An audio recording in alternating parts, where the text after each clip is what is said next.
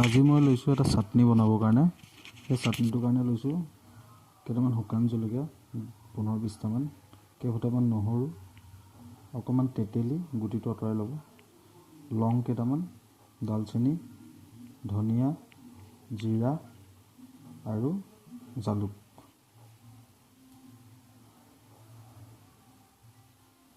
এইখিনি মই এতিয়া এখন কেৰাহীত অকণমান টাইম ফ্ৰাই কৰিম। এখন মই কেৰাহী লৈ ল'লোঁ, ইয়াত অকণমান তেল দিছোঁ, বেছি নাই দিয়া, অকণমান তেল দিছোঁ। এতিয়া মই ইয়াত নহৰুকেইটা দিম প্ৰথমতে। অকণমান নহৰুকেইটা ফ্ৰাই কৰিম, অকণমান টাইম, বেছি টাইম নহয়। নহৰুকেইটা মই ফ্ৰাই কৰিছোঁ।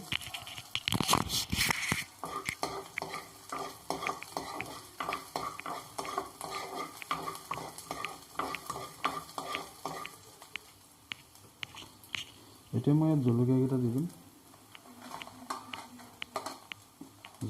দিম, আৰু এইকেইটা বস্তু লাষ্টত দিম, গেছটো বন্ধ কৰি পেলাই। এইকেইটা বস্তু মই দিম যেতিয়া, এইকেইটা অলপ ফ্ৰাই কৰাৰ পিছত গেছটো যেতিয়া বন্ধ কৰিম, কেৰাহীখন গৰম হৈ থাকিব ন, সেই হিটটোতে মানে সেইকেইটা বস্তু অকণমান সিজিব। সেইখিনি মই ফ্ৰাই কৰি লওঁ। বেছি ফ্ৰাই কৰিব নালাগে, অলপ ফ্ৰাই কৰিলে হয়। এইখিনি মোৰ প্ৰায় হৈ গৈছে। এতিয়া মই ইয়াত দিম জিৰাকেইটা, ধনিয়া, জালুক, দালচেনি, লং আৰু তেতেলীকণ। এইখিনি এতিয়া মই অকণমান গোটেইখিনি মিক্স কৰিম। বেছি নহয়, এইটো খুব বেছি 5 মিনিটত বনোৱা চাটনি হয়। খুব বেছি 5 মিনিট লাগে বনোতে।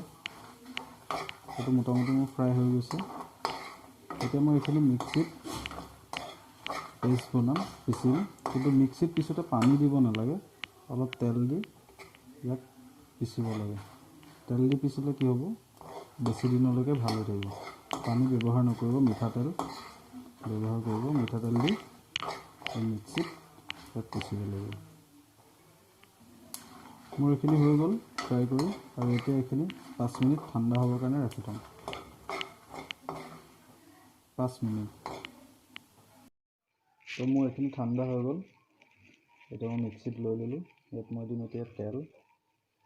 ইয়াত পানী নিদিব, তেল দিলে ভাল। পানী দিলে বেছিদিন ভাল হৈ নাথাকিব, তেল দিলে বেছিদিন ভাল হৈ থাকিব, সেইটোৱে কথা। তো তেল অলপ বেছিকৈ দিব লাগিব, তেলটো অলপ বেছিকৈ দি ইয়াত মিক্সিত পিচি ল'ব লাগিব। আৰু নিমখ, তো মই ইয়াত তেল দি হৈ গ'ল।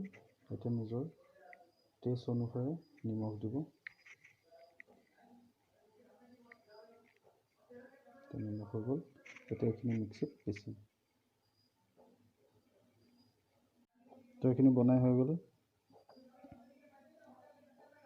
ৰুটিৰ লগত খাবলৈ বিৰাট মজা হয়।